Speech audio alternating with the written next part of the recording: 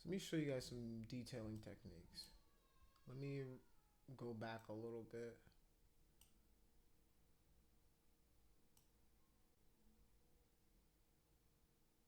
So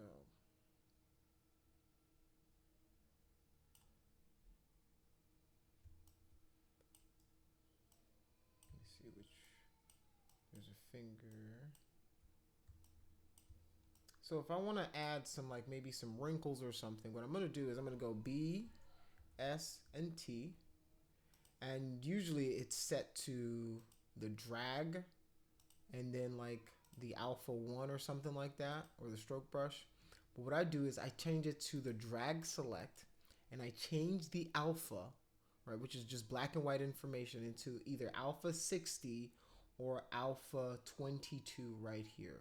And these are pretty cool to add like bits of information into it. Sometimes I'll use 24 these guys, but for what I'm trying to show you, right, if you look at that, the skin on your hand itself, if you look at the skin on your hand, you'll see that it's got like some interesting looking lines and some maybe some cross hatching kind of patterns in there. So there's a few ways that people address detail like this. Just to let me give you guys this caveat, right? Some people will address it later on in the texture pipeline. So like they'll take all of this information, they won't even do all of this sculpt, extra detail stuff. They'll wait until they get into a software like Substance Painter, Quixel Designer, even Photoshop to do some of these details. They'll put it in the normal map, and a lot of these surface details can be captured using just normal detail, right? But it's also good to know how to do it manually so that when you bring in the mesh and you bake it in, if it's for a game, the detail is already on the model and then it transfers to your low poly object. All right, and we haven't talked a lot about low poly in this class, but it's something I'll address it here, in a couple of classes, just because it's going to be important a little later in the long run. All right. So what I'm doing here is I'm adding some of this detail. So I'm going to go into my alpha. Like I said, I'm going to add alpha 60. And then I've got my drag select on my standard brush. So now let me increase the size so you guys can see what's going on.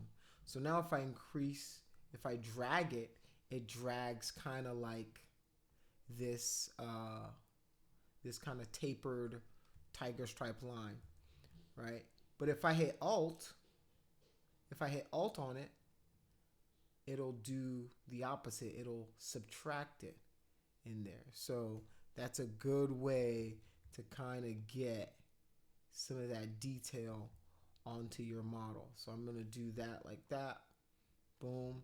And then what I'll do is I'll go B, C, and T. That's my clay tubes, right? And then I can go into my model, and then I can kind of put some clay on it to, and what I'm doing is I'm giving it a little more love. I'm giving it a little more information. So now it's not just the alpha doing the work, it's the alpha and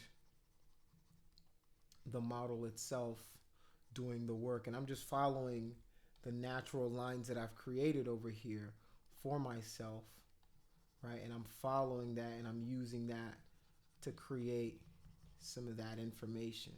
And what this does is, right, it adds just a little bit more realism to our sculpt. And then I can go back and shift, right? Shift, smooth it out, shift, smooth out all of this stuff. And then when I rotate it, you'll see that it now looks like, man, that part of the skin is raised up just a little bit, right? You can tell the difference between the parts that I've actually gone back over and sculpted versus the parts where I just use the alpha to make that detail, right? And that's the difference. Is when I say show your model some love, that's what I mean. Is like you just don't want to just put this information down and keep it moving. You want to go back over it, right? You want to go back and go, all right, if I've put that information there, now let me give this a little bit more attention right here. Let me go back over here and do the same thing, right? And what these layering techniques are going to do for you is it's going to give your characters more believability, more realism, right? It's going to give it more detail, more fidelity inside of your sculpt, right? So that's why I kind of choose this approach, right? And the cool thing Is this about, where you would use like layers and stuff? you could use layers for this. You could definitely like throw these on a few different layers if you wanted to. But for me, a lot of the times, because I'm smoothing going back and forth, I'm doing this all on this. So it's a little more destructive, right? So what he's asking about is, if you go into your subtools, you have layers, right? And you can add different layers of information and keep adding them. And then there's a few different things you can do. You can record the information. So as you're painting and drawing and stuff, you can record everything you're doing and then you can play it back, which is usually kind of cool for like time lapses and stuff. Or you can use it to like say, hey, let me increase this. I'm going to paint on this layer. Boom, boom, boom. And then I can move that layer up and down however I wanted to, hide it, bake it into it. So like there's a lot of things you can do with layers. But I generally like to work kind of flat with the model until I get to a certain point, right? So that's really, really cool to use as well, right? And you can go definitely go OD with some of the detail, right? So like let's go BST again. I can go back and I'll go and drag out one of maybe this guy, right? And then that's too much. Let's do like that, maybe 12. Right, so maybe 2. Boom, boom, right? And if you look at the skin on your hand, right? And the thing is, you want to do, man, there's so many little principles and so many little tips and tricks and tidbits that I want to be able to impart on you guys. All right, so there's this idea of like you want to mix large scale, medium, and then small detail, right? This gives you the most interesting viewing option. What I mean by that is you want to, on most of your models, you want big information, medium-sized detail, and then little bits of information that kind of scatter everywhere. And the reason is because it gives the eye something to travel through, right? If you have too much information, if everything is too busy like this, like just everything is all small detail information, people's eyes get lost, right? Think about the Transformers movies and how busy some of those things are. You're like, what the hell is going on? So too much busyness can kind of ruin your model, but too much simplicity can also do the same because it doesn't give you interest. So you want to break up large detail, medium detail, and then small detail, areas of rest, right? So the large details are going to be the areas of rest, right? Then you're going to have areas of detail. Think about, look at yourself, look at your arm or look your hand. You've got large areas of rest, right? And then you've got small details in like your knuckle area, right? And then it transitions into not as much information, a little less information, and then you get a little more right here, medium kind of scale information. And if you look closely at your pores, you've got very small detail, very small information, and you want to kind of capture that in a lot of your models, right? So that's what I try to do is I try to grab small detail. So now I've got large detail, medium detail, and then small detail. So BCT for my clay tubes. So then I'll go back in. This is way too high. right? And then you can use that to, it's kind of like a map, right, of some more detail that you can kind of put there for the skin, right? And I also used that noise maker a little bit to add a little bit more noise to the skin. I don't know if it's coming through on the there you go, you can see it a little bit there.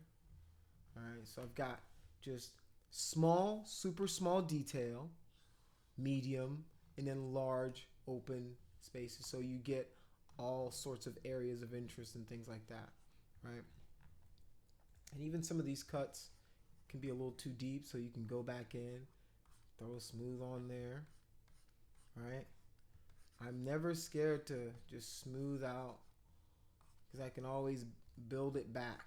I can always build it back. All right, so smooth, and then you can BCT. All right, you can use that to kind of build more, right? And that's just pretty much how I would go about it. And I would go do that on the areas that need it, right? I'm not just putting it everywhere. I'll put it on the knuckles, right? The knuckle areas, right? I'll put some of that detail there and just pretty much follow how either my skin looks, or, you know, just find some good reference for it so that you can get something that looks pretty interesting. All right. And then with the fingernails, I would do something similar where, let's go here. All right, geometry.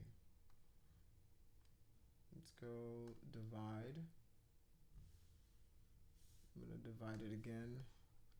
And on the fingernails themselves, right, you can see that they should have a little bit more cuticle work on top, like so. And then these guys, I would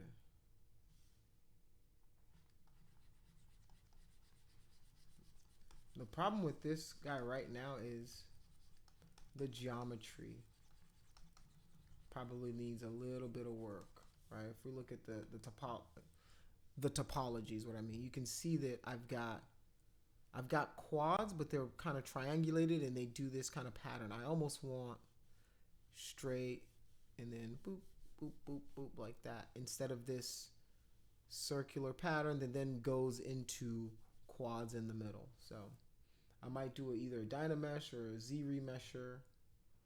All right, let's go Z-remesh. Boom. Still kind of doing it a little bit, but it's not as bad. So let's go BDS. All right. Just kind of give a little bit more interest. And then I can even use this to kind of, my guy cleans his nails or not, you know.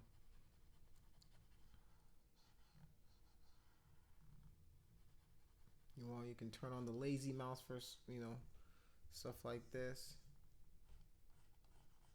All right.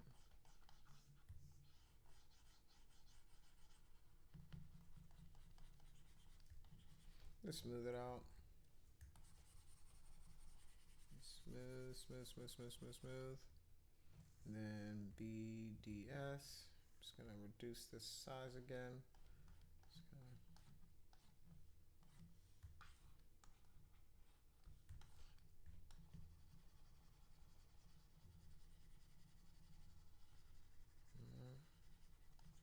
So now it kind of almost looks like it's coming out of there a little bit better. All right. BCT. All right. Shift, smooth.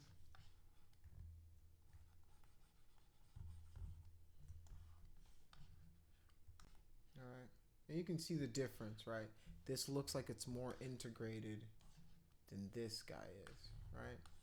And that's when you start going deeper into detailing and different things like that. So those are just some detailing techniques for you guys to add alphas, you know, BDS, add different kind of details, and you know, I can still go in with the Damien standard myself, right? And then start drawing, adding to the lines. Because if you look, they almost kind of swoop in a little bit too.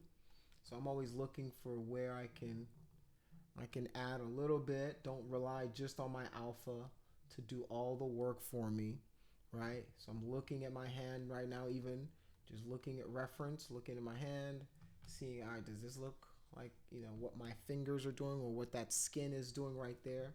And I'm trying to add it into the model. All right. So just like that, you can start to add detail and different things to your model. And as you guys can see, the model is pretty high, so I'm drawing detail, but it's not affecting the mesh the way it was when I was at my lowest subdivision, where if I made any little change that I made, right, it was like kind of like a big, massive change, right? So that is my little lecture on kind of adding some surface detail to it. And as usual, I told you guys I added some surface noise to it. So if you go to my light box, let me just show you that real quick. If you guys haven't seen this, I just selected one of my noises here, right? It looks like a rock right now. This is the thing. And then I just go into surface, and then I edit. Whoops. Edit the surface. I'm going to reduce the scale of the noise, right? Reduce all that stuff. Reduce. And then I'm going to reduce the strength of it as well, right? That's it. High, super high. I'm just going to make it a little more subtle. And you guys probably can't see it from your screen, but it looks pretty good when it's on. And it's a little faceted because I have my subdivision all the way down to the... Now, can you add that to a layer too? Is that possible? Okay. Right now.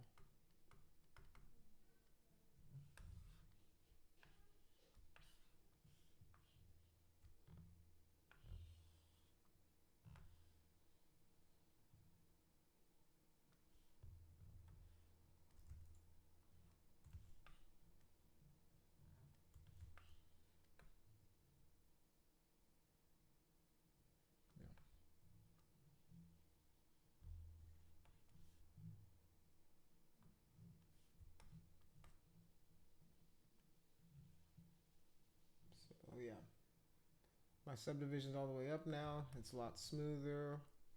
You can see, let me reduce all the way down to 1. Right? So you guys can see the difference. If I do a move here, it's super big. But if I do a move here, see how tight that move is? Right? It's like you don't have any room for error when you're high in this subdivision count. But when you're low like this, right, I can do this. If I smooth it back out, easily smooths out. But if I go all the way up here and I do something like this, you see how hard it is for me to try to smooth that information. I'm holding down shift. I'm trying my hardest to smooth it, but it's already so hard to smooth because I've got so much geometry there that it's trying to compensate for, right? The idea is because these blocks are tighter together, when you're not doing as much when you smooth it out. All right, so that is that on the hand for now. Now let's go into our sculpture of the arm, and